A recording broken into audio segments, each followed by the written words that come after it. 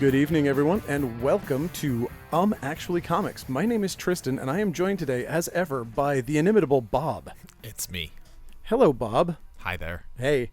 Today we're going to be talking comics, and it's going to be a little funky because I'm still trying to navigate this visual aspect that we've added to the podcast. Yeah. And it definitely adds a level of difficulty that I was not expecting. So Spinning plates. Yeah, it's definitely spinning plates, especially now that I'm going to I have this little setup where I'm going to put the comics over there so that they can be shown in a camera. And eventually I'm going to bump it and it's going to screw everything up and this is going to derail like a Marx Brothers kind of thing. So it'll be fun. Nice. Anyway, let's just talk about it. All right. Because there's a lot of books this week. There It are. is July the 4th as we record this. And luckily, they rescheduled the fireworks, so we will not be hearing those while we record, which is definitely a thing I was concerned about. I wonder if they were too far away to be heard, but there probably would have been a lot of people. Yes, there will Screaming. There's always screaming. Always screaming. It's Congress Street. There's Filing always in screaming. like weird single file lines the way they do. It's so weird. Yes. Oh my God. It's so strange. Anyway, so what are we talking about? We're talking about Barnstormers by Scott Snyder and Tula Lotay. Yes. What did you think? It's not my kind of thing. It's the art's real pretty and the story seemed interesting. It was a little kind of horror take on barnstorming, which is like a old-timey thing that people used to, like in the 1920s when airplanes were even more dangerous. They used to fly them into barns, and you'd be like, it'd be like that thing where you like watch to see if someone dies or not. Exactly. Everything I know about barnstorming, I learned from the Activision Atari 2600 game Barnstorming, which was very fun, and I know that it disturbs the chickens because they would always run out of the barn. Yeah, well, but chickens live in the barn. Little pixelated chickens would always flee in terror from my biplane. I did learn that from my time living on a farm. Nice. The chickens live in the barn, and also other animals will habitually be in there, and it smells weird. It smells weird. All right, well, here is the first of the batch of this new series. We have Night Terror's Batman, and this is going to be the summer. The entire summer is going to be dedicated to Night Terrors. Yes, which is the story of a new character, not the one that I expected it to be. In fact, they dispense with the character I expected to see very quickly. Yeah, definitely. Dr. Destiny. Dr. Destiny is not a big part of this and is basically replaced by a newer character named Insomnia. Yes. And I mean, I'm a horror fan, so this really hit me exactly where I wanted to be. I found it a lot more interesting than the Dark Universe, Dark Knights metal stuff. So Dark Knight's metal and all that stuff. It's a fun novelty, crazy, whatever. That's fine. I meant the other one that was like the dark. It was basically Dark Crisis. Multiverse. Yes, Dark Crisis on Dark Infinite Dark Earth. So whatever they called it. This is definitely different from that. Yes, I definitely as an event that has a horror theme to it, I thought this was a vastly superior title. And it does present itself to be a like 2 month. Sorry, yes. Not 2 issue, 2 month. Although all the things are 2 issues, so sort of also true. Yeah. But self-contained, like just summer event that is self-contained. It is self-contained and is self-contained.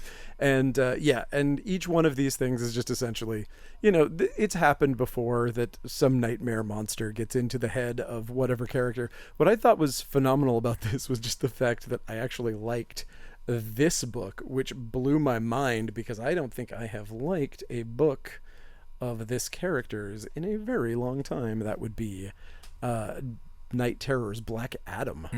I actually really liked this. He follows Bast as a house cat around Cairo, and it's again, none of this stuff is like reinventing the wheel. This is not super complicated storytelling by any stretch of the imagination, but I feel like it is actually kind of a nice way, almost like since this is the dawn of DC thing that they're going through at this point, this is almost like a nice way to introduce newer readers to the DC universe and kind of say what the characters are about and what makes them special, and Yeah. I think it's doing a good job of that. I think so too. The thing I like the most about it, if I were to single out like a specific thing, it would be that it's not cosmic. It's not like there's 400 different universes. It's all, each different world is just within the head of the character that it's focusing on, whether it's Black Adam or Batman or Superman or whatever. So it's like, it's more Earth based, and it feels more like a Justice League kind of story and not like a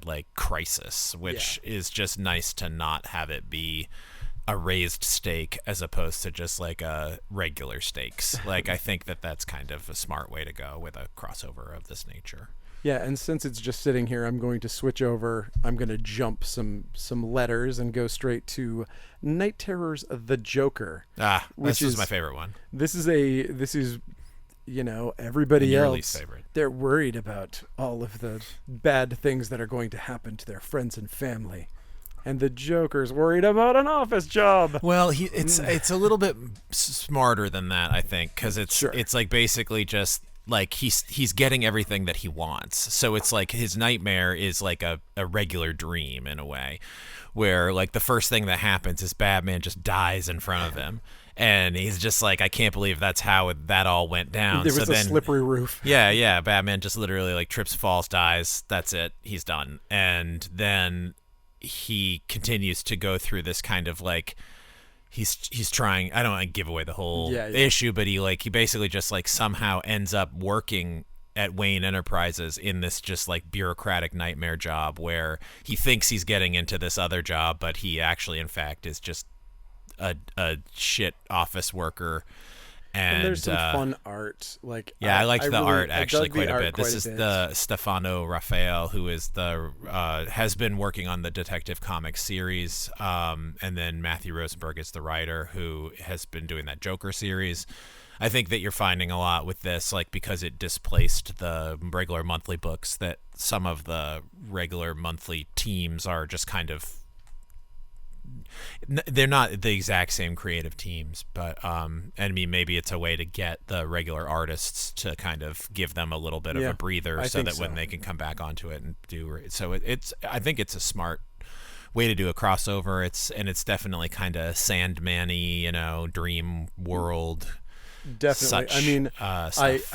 I get the feeling that Dream is going to show up in this. It's hard to imagine that Dream would not show up in this, but it definitely feels like they might have to get Neil's permission, so maybe that's it is possible. I don't know. Anyway, so we've got next up, we've got Captain America 750 on this, our Independence Day. Yeah. When we declare independence, this is that. when we destroyed the aliens after they blew up the White House. How do you feel about that? I feel like President Bill Pullman really came through in the clutch. It's really trying, but it's been too long since I've seen that movie. That crazy guy who played a crazy guy, but then turned out to be a really crazy guy in real life, who kept recording videos of him and his wife having sex with Randy Quaid with weird masks on, and distributing it as political satire somehow. I guess he believed it was political satire. Drugs are powerful things. They're real good. Drugs are real powerful tools. But he's a real powerful tool. The Captain America book is two stories. The first story is Sam Wilson, and the second story is Steve Rogers. And the second story I thought was interesting. I actually really liked. Isn't it 3 stories? What was the costume party one? The sort of it wasn't a costume. It was a funeral for basically the Golden Age character, the Destroyer. Golden Agey. I liked the art in that one. I thought that was really fun. Good. And also one of Captain America's longtime allies becomes the new Destroyer in it, which I thought was kind of we'll see if anything sticks with it. But I did think it was a little dramatic to be really nice. I'm going to give a speech at a funeral, and then while I'm giving the speech at the funeral, I'm going to put on my superhero costume in front of you very dramatically. But whatever. Does he become D-Man? is all I care about. It is not D-Man. I don't think D-Man is in the comic. Well, but there's a lot of that's gold. a real missed opportunity. The other thing that was really weird and funny about it was that Jim Hammond, the Golden Age Human Torch, is like speaking about the Destroyer, and he's like just catches on fire while he's talking, and just like, is that safe? Is that a good idea? You're inside a church, man. That thing probably has sprinklers. I don't know, but you can't even use a fog machine inside when somebody's got a sprinkler Don't invite system. Jim Hammond to the funeral. Seriously. Christ. Anyway, it was fine for your double-sized anniversary issues, and we'll see where things are going. But I feel like I hope that the tea leaves I'm reading with Captain America are not what I'm reading them to be, because It would be. It's old. we'll see. It's yeah, old. it's a retread if that's what it is, and If I that's don't the plan, know. it's not a great one. We shall see. Not everything has to mirror the goddamn movies. That's all. True. My only point. Not, Sam Wilson can just look like Sam Wilson. He doesn't have to look like that guy who plays Sam Wilson in the movie. Like, I don't. It's just like it doesn't Yes. work for me in a certain sort of way. Especially because then you try to sell the trades, and then it turns out that half the actors that you've cast are going to go murder somebody or do something terrible, and then you're like, oh shit, now all of these comics have this guy that did some terrible thing. Also, just like, who's reading comics because they want photorealism? Like, I mean, this whole thing is just like, I don't. It's a personal. You're saying taste. this as though Don't care how much it looks like Mark Hamill or whatever. Right, like, but I don't like, care how much it looks like. Imagine although there trying is- to tell this to an executive at the Disney Corporation Yeah. as though they give a fuck. And there is absolutely a exception that proves the rule, which we'll talk about when we get to the Peacemaker comic. Yeah, that is true. But anyway, That is a very I good don't point. genuinely like it very much when there's like this attempt at like visual continuity with other medium. It's like, just let it be a comic. Well, you know who they don't seem to care about mimicking in the comics? That would be Captain Marvel. Who is next? Captain Marvel Dark Tempest. Which is Innocenti writing Captain Yeah. Marvel in a miniseries of some kind, Yes. maybe. It's I a didn't. miniseries of some kind. I just kind of flipped through it. It didn't. The art didn't really tell me the story in a way that I needed it I to. didn't even check it out. Yeah, So, I don't know. I'm sure I it's don't fine. know. And I have- Innocenti's good. Yeah, exactly. I assume it's good. Yeah. Let's see. I was basically dealing with all of this AV stuff, so I had very little time to read. Well, I didn't. I actually read comics early this time. Nice. Yeah, you had already read all the Night Terrors. I when read came all the in. Night Terrors It's yesterday. unusual. Yes. I don't normally work on Mondays, but David decided, I'm going to go on some sort of vacation, like some sort of fancy David. man. So, What are you doing? what are you doing? Hopefully you went Enjoying- someplace fun. Enjoying your life. You should be working yourself to death like me. You should be not paying him enough to go on vacation. Exactly. That's what I you should should do. definitely pay your employees well. Let's do Clubberin' time. Ooh, I love it. Oh, I love it. I love it. I love it. I love it. There's like a really cool thing where Doctor Doom gets his armor ripped off in it, and then like the way he does the face is so awesome. Did you read it? No, I didn't. Oh God, it's I so do good. love Clubberin' This is the time. I last think it's issue. It's the last issue. great. Can't and believe that this isn't going longer. well, I mean, it's someone like that caliber of art Yeah, with Steve that's Scroce. true. Like, it's not like he's like. Hopefully, he'll come back for more Marvel miniseries.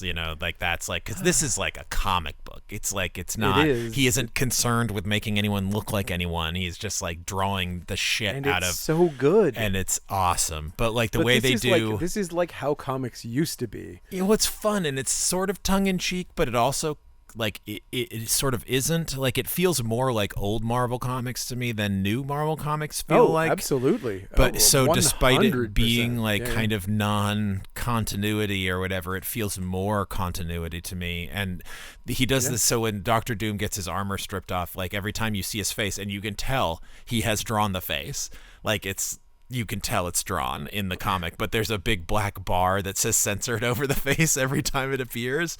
It's only a handful of panels, but it's so good. It's just like, Nice. you don't see Doctor Doom's face.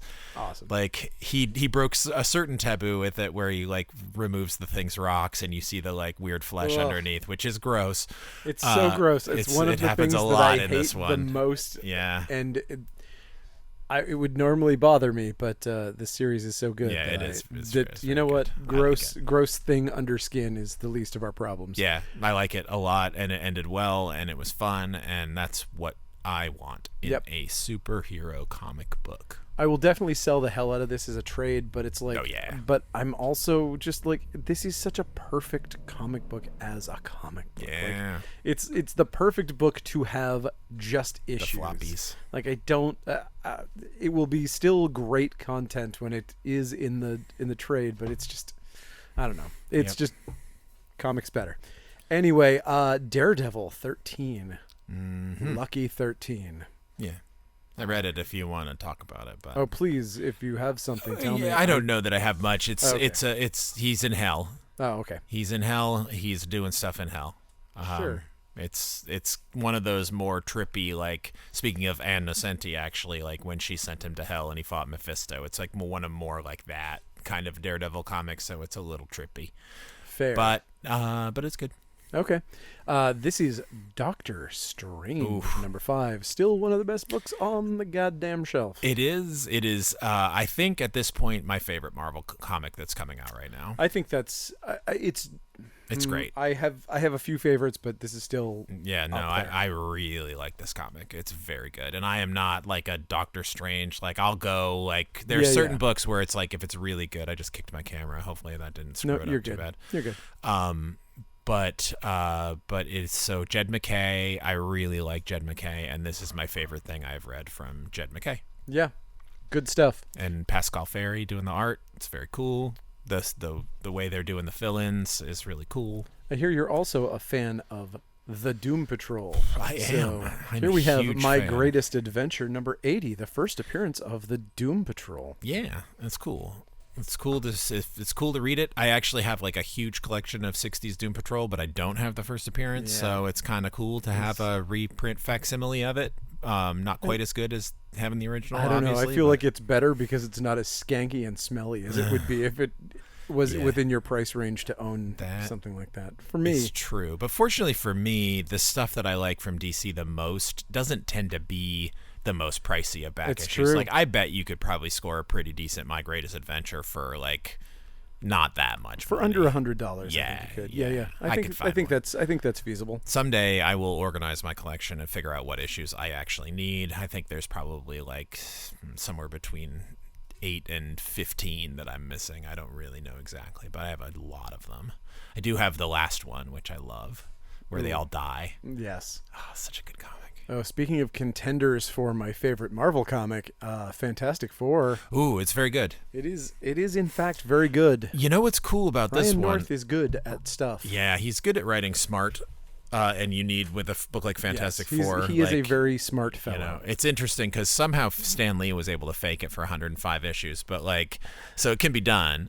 But like, it's cool when somebody like this book does kind of threaten. The thing that I found with this specific issue is that he's written this thing where basically, so this is a continuation from the last issue, where there's a new monster, and what she does is she like removes the memories of people, and then like basically like once you don't have memories, you're able to be manipulated into doing evil things.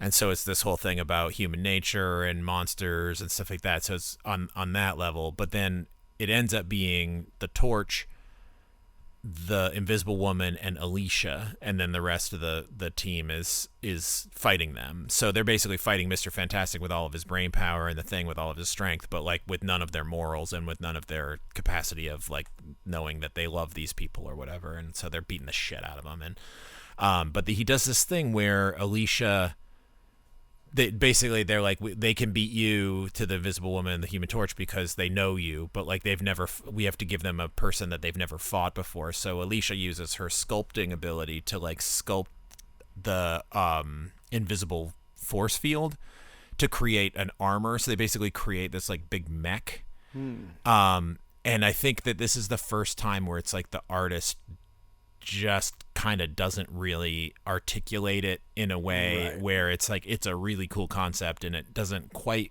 come across on the page. And I'm really sorry to be harsh about that because I do really like the comic, but it's fun. And then there's some weird shit that the Invisible Woman does with her powers that's like, I guess she could do that, Like that's she can do all sorts of weird shit. I Yeah. mean, over the years, some real weird stuff has happened with the Invisible Woman's powers. for sure. But this was like a smart extrapolation on like what she could theoretically do with her powers. That's kind of interesting.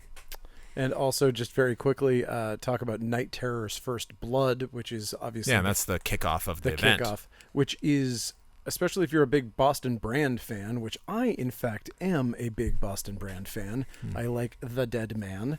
And he features very prominently in this story, and hopefully will continue to be a main player in this story. So Yeah, he's key to the whole deal. I like the visual representation of him that's kind of evolved out of that Kelly Jones kind of skeleton thing, where he's like kind of more like a cross between the Neil Adams and that. So he looks cool, and I do like that Howard Porter, the artist, is doing something a little different with his style for this. A little more like kind of, it almost looks like scanned pencils, like with less like very hard scritchy lines. It's really, it's much more.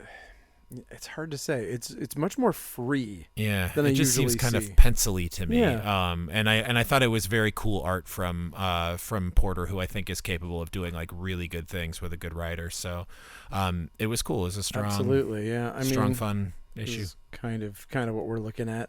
Yeah, it's pretty great. Okay, next up we have something that no one cares about. Here is Frank Miller's Dan DiDio's Ancient Enemies, The Greater Good. Yeah, The less said about it, the I mean, better. yeah. I don't know why I ever flipped through it. It didn't make sense. These are the Gargoyles. We love the Gargoyles. It's actually really good. This series has been really fun. If you're a fan of the Gargoyles, you're going to probably love this. Yeah. They do it right. They do it justice, Yeah. which is, for a Dynamite property, that you can't say that anymore with how good Elvira has been. Yeah, I know, guess. right? What also, it's like for me, I always have less to say on the licensed of course. properties and stuff, but it's Gargoyles in the vein of Gargoyles. It's if you like Gargoyles, you're gonna like the comic. You're not getting any more of the cartoon, so this is the next best thing. Yeah, and I think it's like, isn't it the writer for the Yeah, it cartoon is. writing the comic? Yeah, so yeah. It's like best thing like for having like Larry Hama write G.I. Joe or like the Transformers guy write Exactly. Transformers or whatever. Transformer guy, and we have Grimm number 11. Oh out man, today as best well. issue of Grimm in several months. I really like it. I like Grimm a lot. This is one of my favorite indie books. I really dig it. It's basically like the barrier between the afterlife and the way in the regular world is like breaking down, and like basically death is like kind of taken off the playing field, so people like aren't dying, but like hell is like crazy shit is going on in hell, and the main characters are kind of defeated and being held prisoner, and this is kind of kicking off a new arc. So it's just a fun, cool series that I like. I think the art's really good and the story's interesting and it's fun.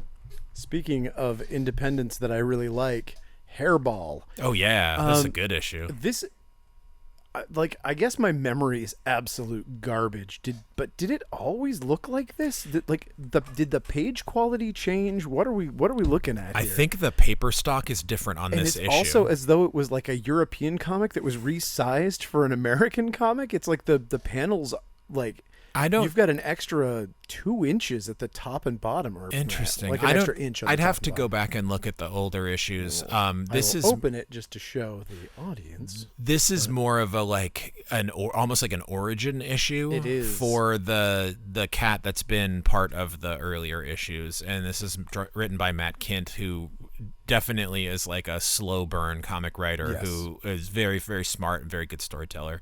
And I don't know the artist name off the top of my head, but the artist is good, and this is the story. Tyler Jenkins. And so this is the story And of Hillary Jenkins. Excellent. Well, they all did a bang up job, and I like the paper stock on it. I could do without the cardstock cover, but whatever. I'm not going to complain too much. What I think you really will like is this new character called the Incredible Hulk and his new friend, the Wolverine. Yeah. He's Canada's first superhero. He is. There it is, a facsimile of Hulk 180, which some people will tell you is the first appearance of Wolverine, and some people will get really mad about that for reasons I don't quite understand. This is a debate that I do not understand one of because the it's like silliest Wolverine debates is ever. in the comic, named as Wolverine, shown in I'm going costume. to- It is definitely his first I'm appearance.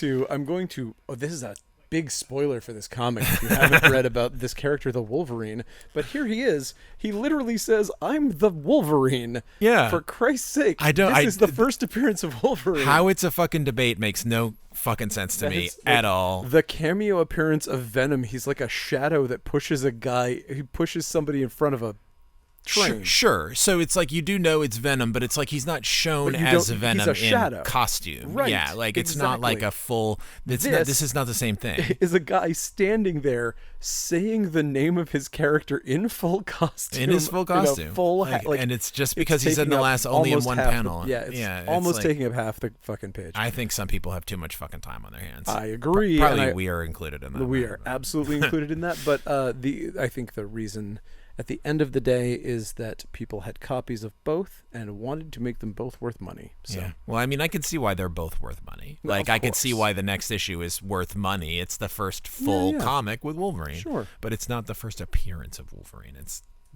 They just like adamant. I'm adamant that there is no argument to be had there. Adamantium. I am adamant. Viva La Rock. Ant music. So we've got the untold tales of I Hate Fairyland. Yeah. It's kind of like if Steven Universe drew for a couple adventures of I Hate Fairyland. I don't know. It's like it's I Hate Fairyland, but it's like two stories with like different artists. It's Fine. One of the artists. It definitely looks like they do cartoons for a living. Yeah, is it looks really- like- it's real cartoony. Yeah. I mean, it's cool. And we've got I Hate This Place. Last which issue, I think. is- I believe so. Yes, I believe this is the last issue. Yeah. It certainly ends, and I heard that it was canceled, so I think it is the last issue. Tragedy. Yeah, well, When the feeling's gone and you can't go on. I love me some Kyle Stark, so seeing any of his books disappear from the shelves is cause to pour one out for the homie.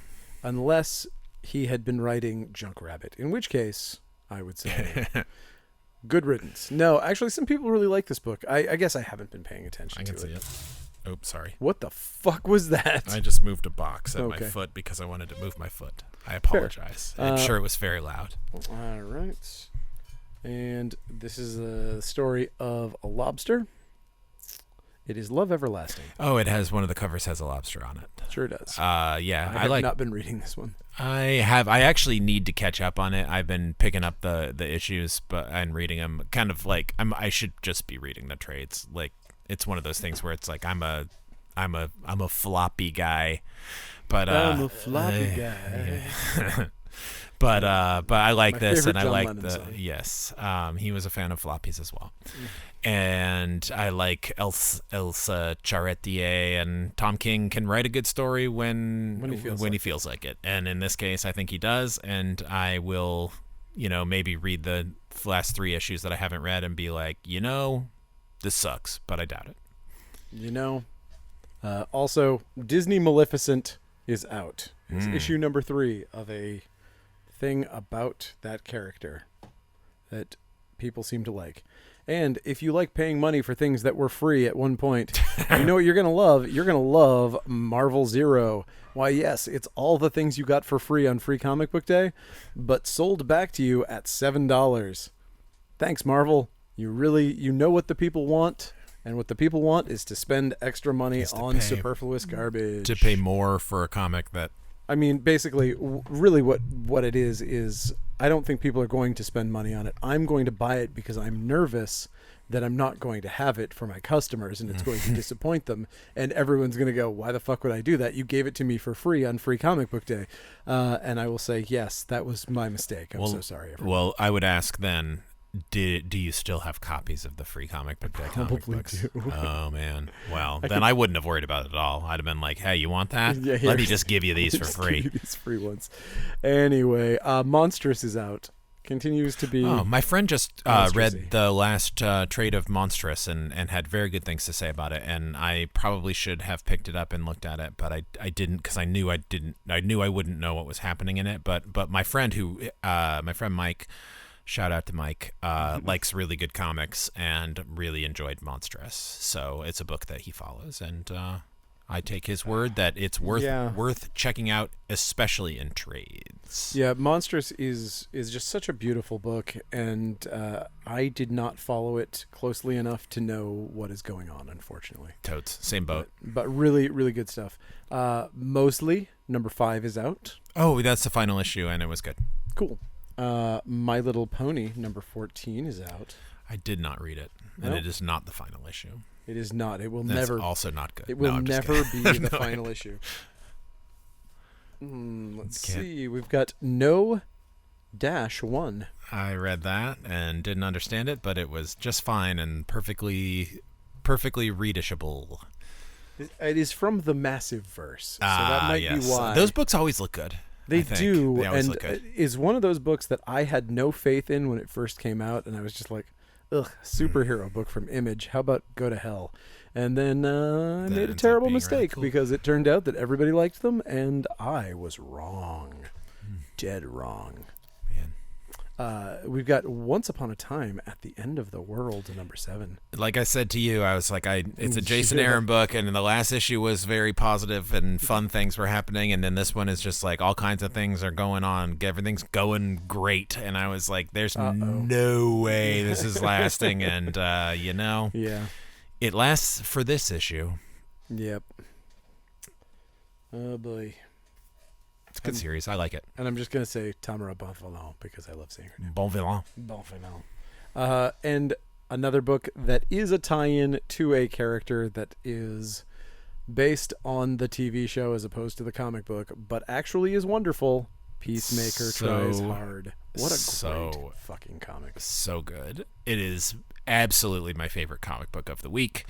These books are so funny. I love it. I love Kyle Starks. I love the dialogue. I love the storyline. I love Steve Pugh's art. I just like, there are certain people who decades into their career, like you can see a degradation a little bit, like, or at least like some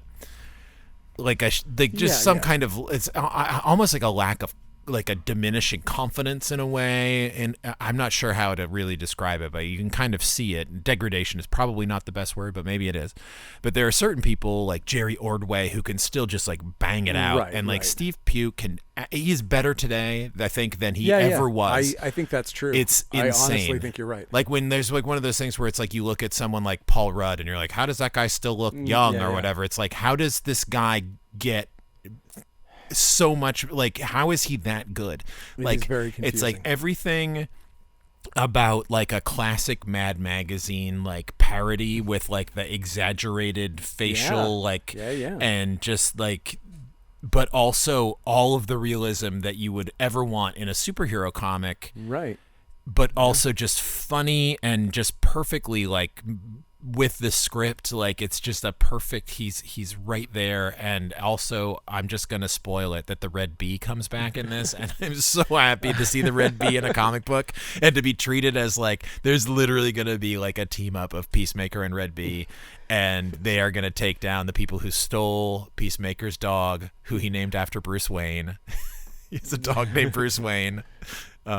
I just love it so much. I love this comic book very, very, very, very much. It's very good. Here's one that I am a big fan of. I really enjoyed this, and that's saying something because it has a drug thing to it, and for me to like a drug-themed comic book it's very rare. I tend to find that stuff really off-putting. People who are really obsessed with hallucinogenics and shit, I find very boring. Oh, I know what you're talking about. But holy shit, Pink Elephant. What a great book. I love it. I love the art. I love the coloring. I love everything about it. This is fun. This is a really, really creative twist on the old we ignored the warnings, and so we're paying the price kind of fucking cabin in the woods like story. I definitely was just like, why are you taking that drug? Like, she literally, the person who you bought it from told you were all gonna die, and that you were that you were literally taking the first step in turning the key to the world of madness, and then you're like, oh hey, look, I found some drugs inside this thing she sold us. Let's all take it. Oh, Yeah. But yeah, it was fun, and I like the kind of like off kilter size of it.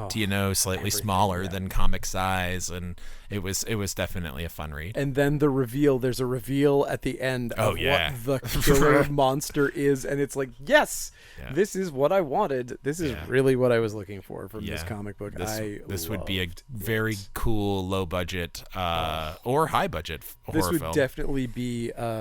If the Mandy studio was looking for a new property, this would be a no-brainer for them.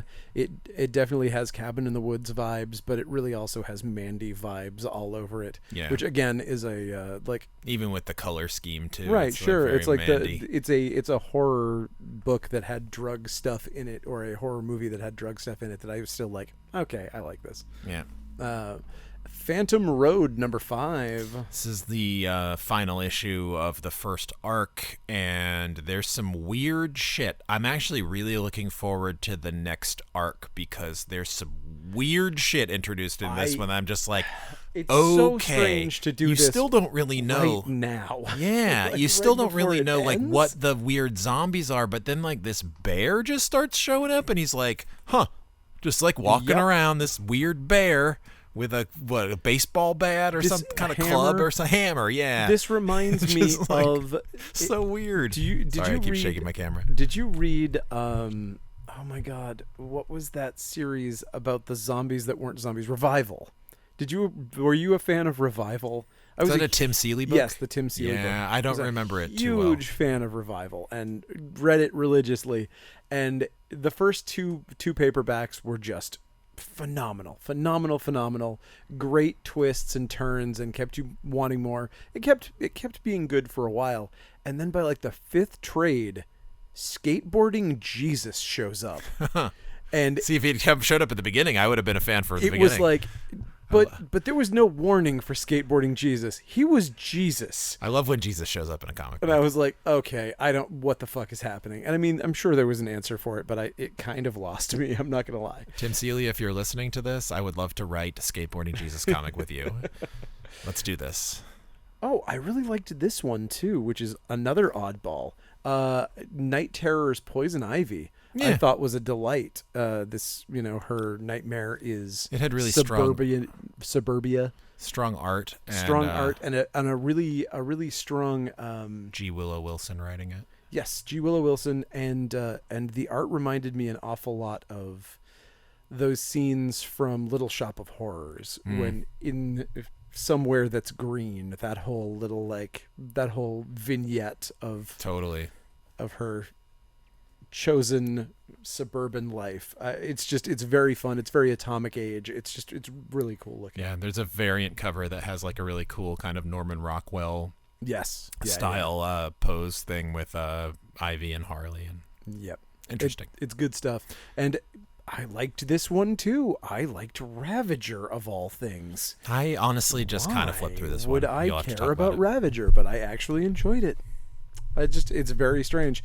I like the monster designs. I mean, they're all based on Deathstroke, obviously, but you wind up with these creatures that kind of have trailing like ectoplasm from their eyes as the demons that she's seeing, and it shapes the Deathstroke kind of mask, which is really cool. I love it. I really thought it was fun. I actually just grabbed a copy off the shelf and I'm flipping through it now. Yeah, it's good stuff. Nice. Here, I'm going to cut to you. It's on me flipping again. through. No, I did it intentionally so that people could see you flipping through a comic book nervously. Perfect. I have all this power. Oh my goodness. Oh, sniff, sniff. Splick. Also Splick. All right, Sonic. He's a hedgehog, and he is up to some shenanigans. Is he collecting rings? He is collecting rings and getting Knuckles pregnant. Oh, whoa, what? No, sorry. I'm thinking of some deviant art I saw. Anyway, let's see. Spawn number 343. This thing just will not stop. Can't stop, won't why stop. Should it? People love it. Hey, you know what people love? They love that Spider Boy. They can't get enough of him. He is the new rockin' sensation that's rocking the nation. He's going to do it to you right here, right now. Wow. But I really hope the final appearance of Spider-Boy is like, I have to go right now. If it isn't my home planet needs me, My home and planet then the needs cell me. just Like, you just like you see his feet at the just- top of the panel. I and then want it's him to like, get poochied out of the Spider-Boy series. died Going on to- his way into space. on his way to his home planet. That's right. Oh man, he does say in this one, he's like, Spider-Boy out. He does. wait, They have definitely. I mean, I think he says. if you want to, Oh, he actually shows a weird power that he has in this that's like, ooh, it's weird. I don't understand how his There's mask something- works. yes, and there's also something magical about his spider sense that I can't remember. He has like a different type of spider sense, and that's what this whole story has been about, is that basically Spider-Man gave himself Spider-Boy's spider sense, and then it made so that he could tell when everyone was in danger, but it was like killing him. And so Okay. Osborn, who's a good guy now, is just like, we're gonna nip that in the bud, and he does some kind of science thing. And anyway, sorry, I He just sciences it out of it. literally spoiled the entire comic. I'm sorry. Perfect. But well, he says, I can tell you that he does you call know people what? dicks. Go for it. See if you can go a day without my help. Spider-Boy out. Yeah. And then he bounces off into the things. Oh my God. But it's no you dinks. He's just. You gotta dig he's that one out. Such a fucking poochie. He is. God, He's he very is poochy. the most poochy.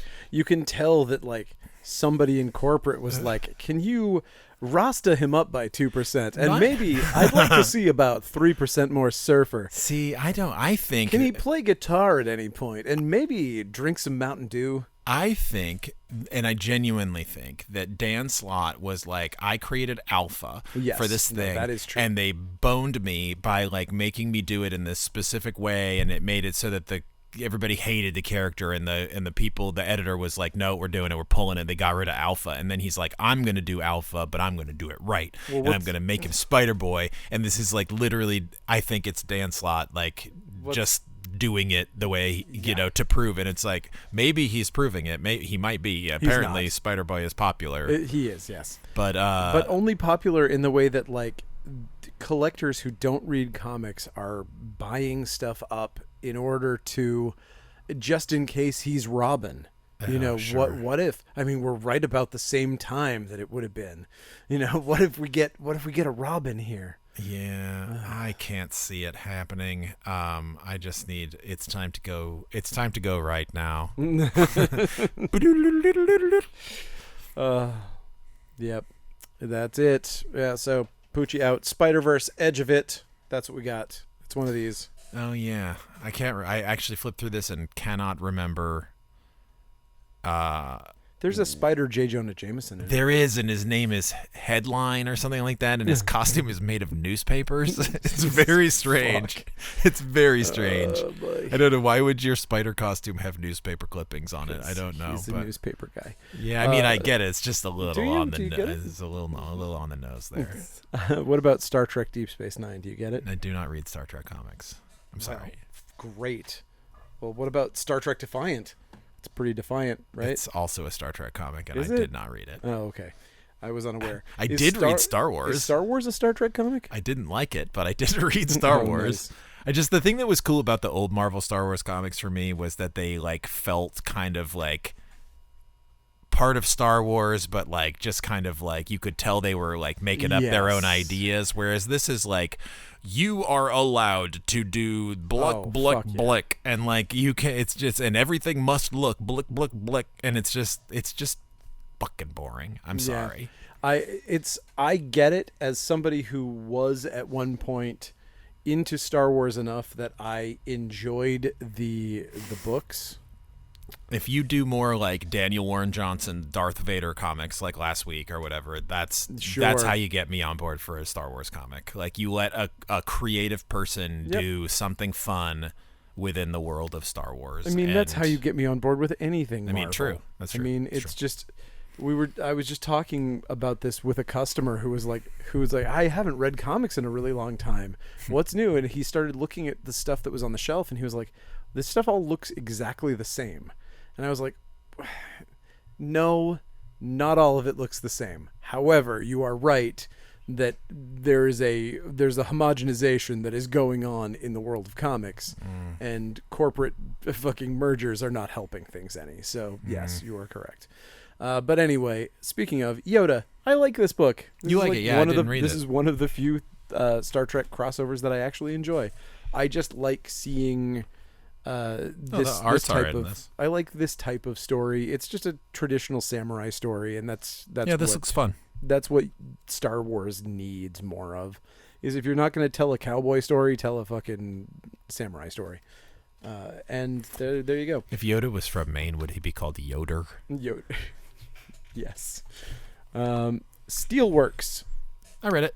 Steel Bath and Steel Body Works. What did you think? I liked it. I think Michael Dorn is doing a pretty good job. I don't. That first issue killed for me. I really yeah, a lot liked of people. it. A lot of people liked it. Did not read this one because I was, like I said, too busy dicking reading around with cameras. Night Terrors. Well, I was really too busy reading Night Terrors. No, it's good. It's good. There's a new cool looking villain. I really like Sammy Basri, the artist on this Yeah. too. Oh, So yeah, it's absolutely. cool.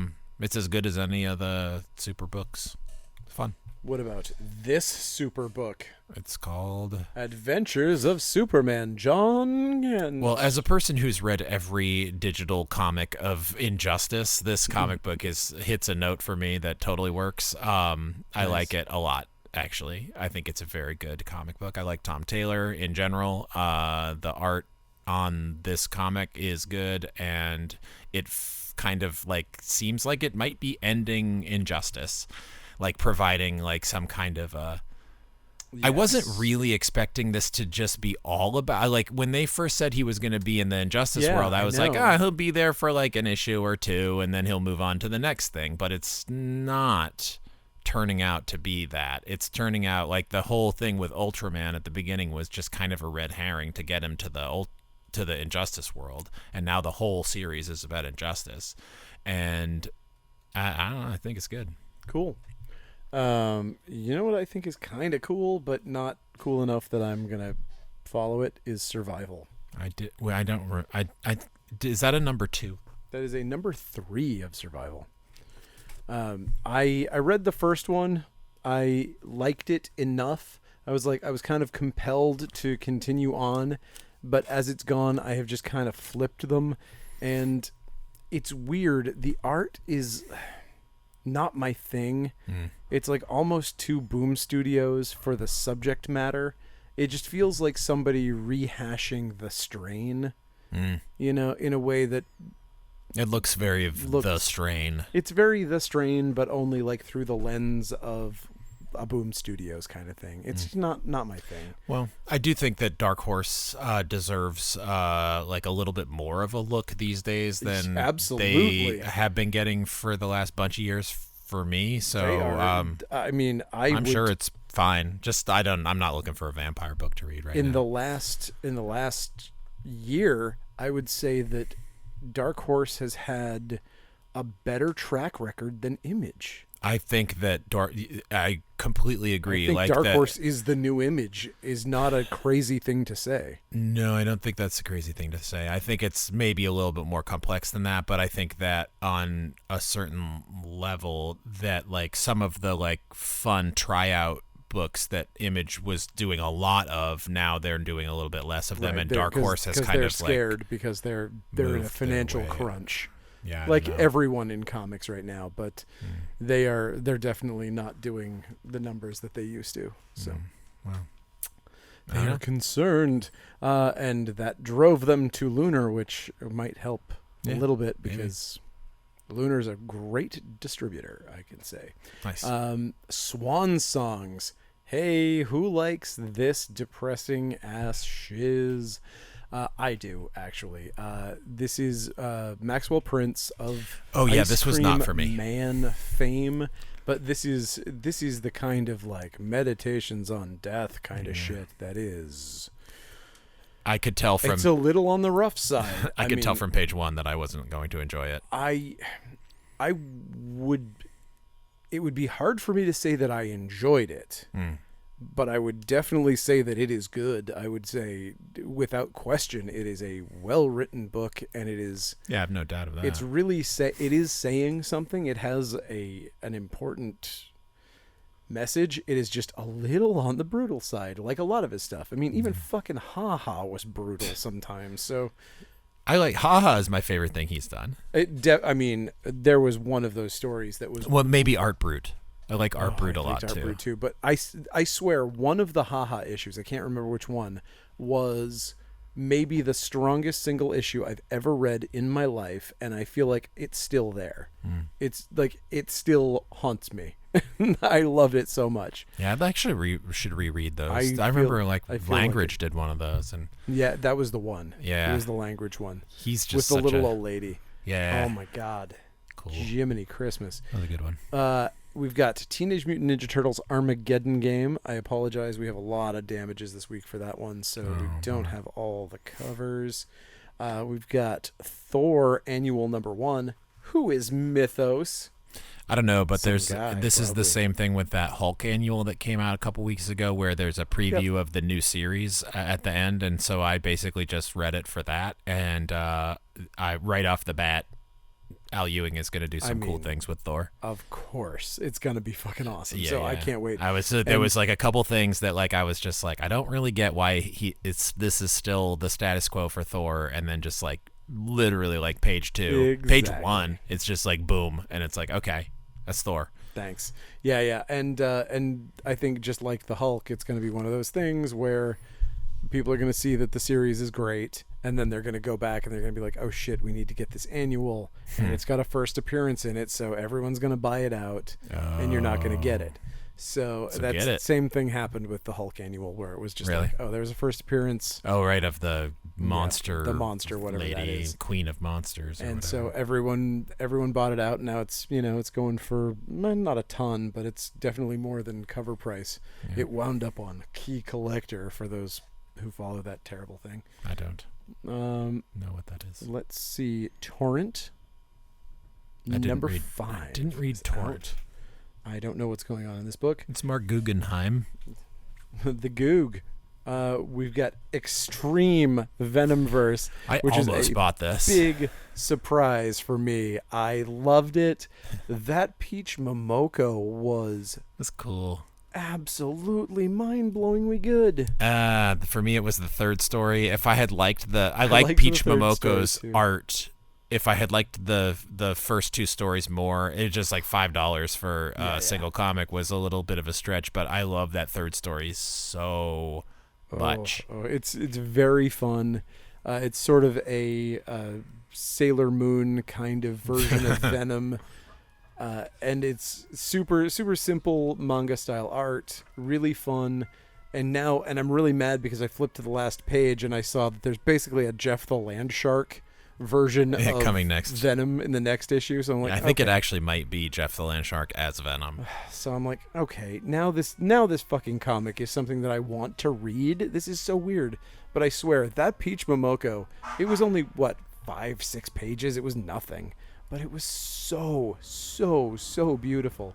It is cool. I'm all about Necroco. I want a Necroco comic. Honestly, I think if Extreme Venomverse had a cover that just had Necroco by that artist, I probably would have brought it home. I mean, it does. Unfortunately, it's like fucking $125. Oh yeah, which is why that was the only reason that I went as hard as I did on this. Is I saw that character on the 1 in 25, and I was like, yeah. Oh, people are going to pay money for this for some reason, and I just happened to luck out this time. Nice. So, well, usually I overspend for no reason like an asshole, but that's how the comic industry keeps going, is this kind of lottery and FOMO that makes comic shop owners want to make sure that they have every cover available for their customers, or else they feel like they're doing a bad job.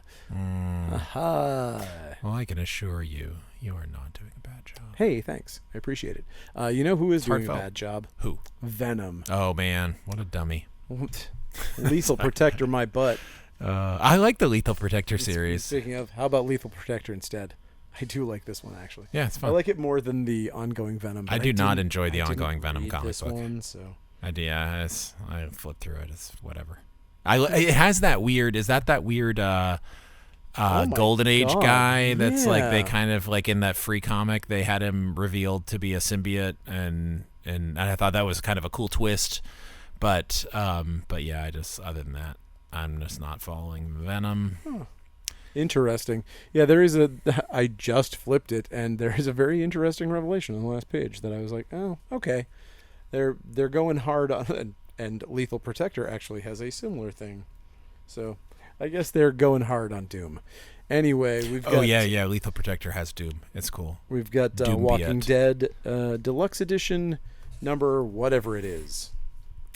And, hey, who likes to appreciate the art of Shaky Kane and not buy his comics? Everybody. So this is literally... Weird work. It's like Rad Wraith. It was really? I have every issue of this comic. Really? Yeah, I kickstarted all of them. Oh, no kidding. And it was weird because like I liked the first one and I liked the concept of it. It's weird. It's like it's a police procedural. Now I'm taking it away so I can flip through it. Sorry, visual. It's a weird. Oh my god. Sort of police procedural. Just flip to okay. Well, you know what? Here's if you want me to sell this comic to people. Here's the first page I flipped to. Yeah, if you can't read that, it says "Screw you, fuckos" in bloody yellow script with a pig blasting off in a recliner using only Tommy guns to propel himself into the air. So if that doesn't grab you, then you're probably not the target demo for this comic book. Yeah, it was kickstarted. It's a like very British. It's very sort of like. I don't quite want to say 2000 AD, but like sure, like it could I think easily have been like a backup or like one of the features in that, and it's weird. It has Shaky Kane art, and it's I love Shaky fun. Kane. I really, really do. But and again, so I did kickstart all 3 issues because I just like once I had the first one, I was like, well, I'm not gonna like not kickstart the other ones. And this is like if you happen to be a person who kickstarted weird work, which probably no one listening, but the art is, I think, slightly like they've remastered the artwork a little bit, such as like how like your Rad Wraith issues are not exactly the same when they come out from the regular publisher, and then also there's new covers on this. I think one of them is Jeff Darrow. I'm not really sure if that's Jeff Darrow, but cool. There was like a really hyper detailed cover that looked kind of Jeff Darrow-y. I didn't look at it that closely. Pretty great. Yeah, it's fun. It's fun. And, fun comic. X-23 Deadly Genesis continues. We've got more Kingpin. Yes, more tales of this era. We got one of them fights with healing people where they take away the healing factor and then they beat the ever-living shit out of each other and get all bloody and sad.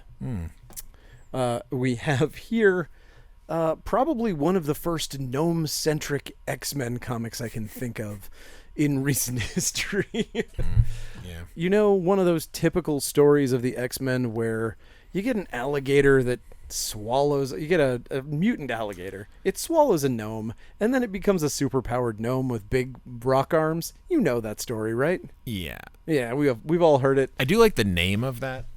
It's got a weird name. Yes. It's like Go-Go. Pog or Pog. Pog or Pog. Pog or Pog, B.I., and you'll drop your purses if ye wish not to die. I do wish not to die. Thank you so much, Pog or Pog. I do have like an issue with this. Like when I see Cyclops in the old 91 costume, like he is in this issue, and I remember that free comic book day issue, which you can buy for $7 now this week, where Cyclops for some reason just gets executed in like 2 panels, and I'm just like, what the fuck? Like this guy's been alive for 50 fucking years, and then all of a sudden, just like some dickhead like just throws him out of a tree and he dies. Like that's how it happens, man. I guess it is, but it's fucking dumb. And now when I see that, I'm just like, oh, is this Cyclops who died, the clone of Cyclops who dies? Like, I mean, I don't know. It's this just, has always been that comic, that free comic book day comic, like really ruined Cyclops for me in a way that I'm still grappling with. Not that I've always been the hugest Cyclops fan in the world, but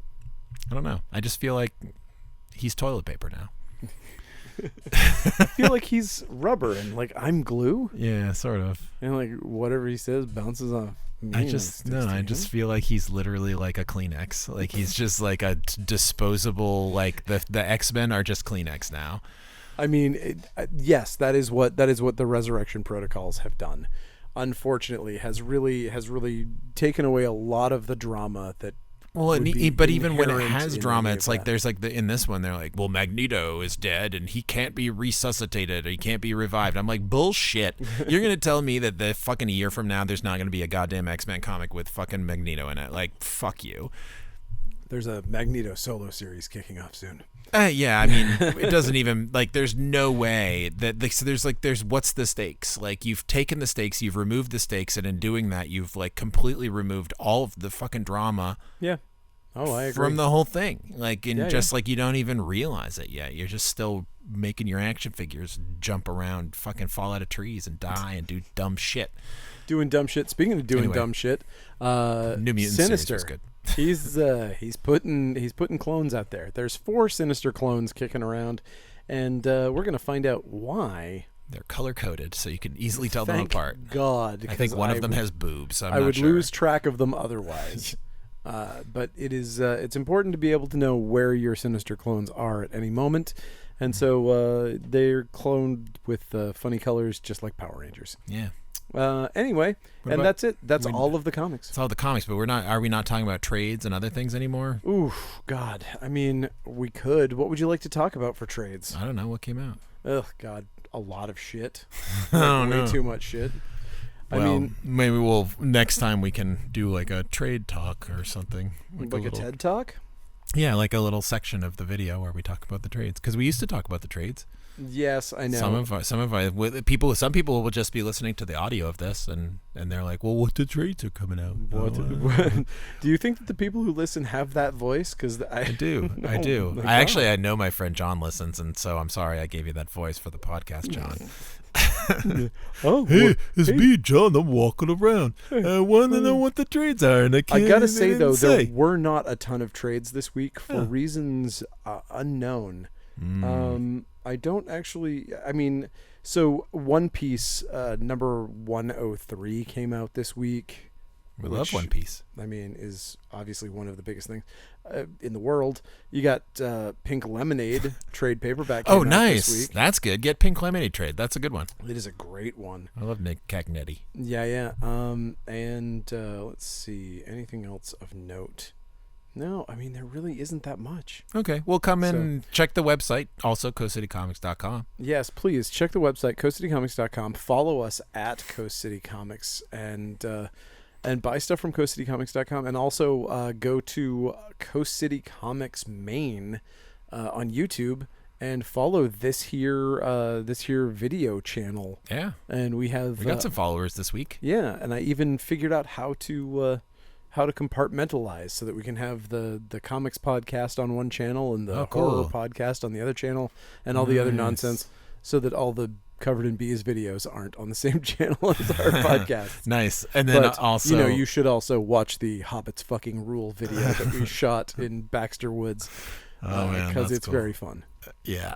And then also at Actually Comics on Instagram, where we do a little short video where you can see the books, and I'm at Dollar Binge, although I need to step up my posting. Yeah. Even though I've bought a ton of dollar books, I haven't been posting as much. Step it up, yo. Gotta step it up.